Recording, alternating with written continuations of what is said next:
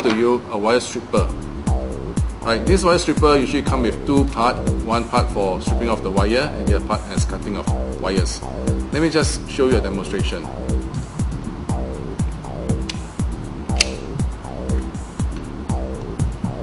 You may cut off the wire at the other end using the cutter that is built here.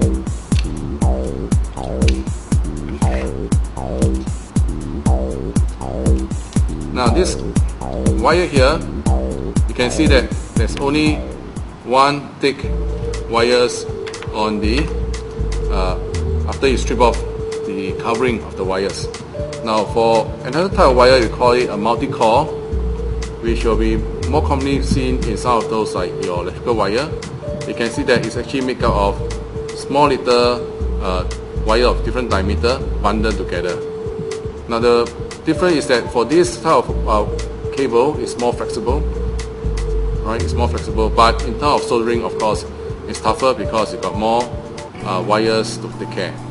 Right, sometimes if the wires are open up, you can use a plier to just twist it.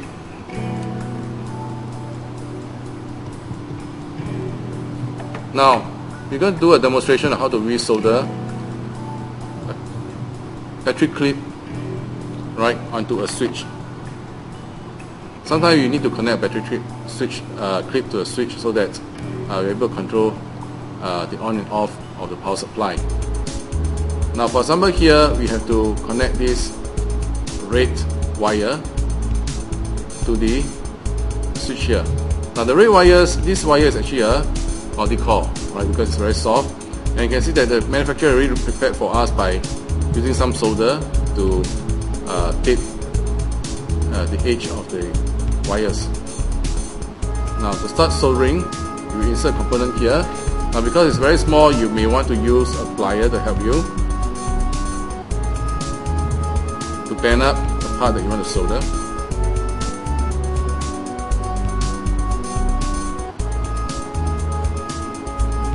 Right, you may want to make sure it's placed properly in such a way. Right. Now you may not want to wrap it around because later on if there's any error, it will be difficult for you to remove the wires. Right, so let's say we have it insert here and we make a bend. That's all.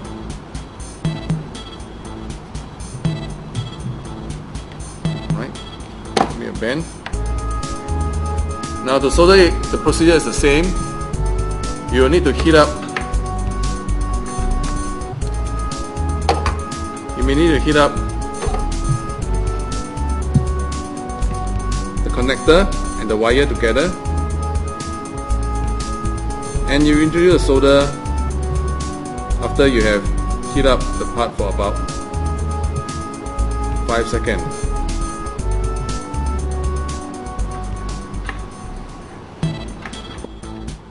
And now we actually have a complete solder.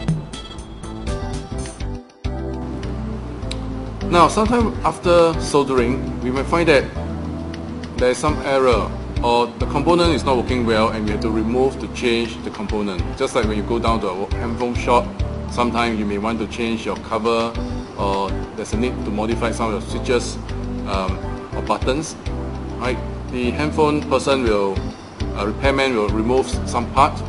And how do we remove all those soldered part from the solder? Right?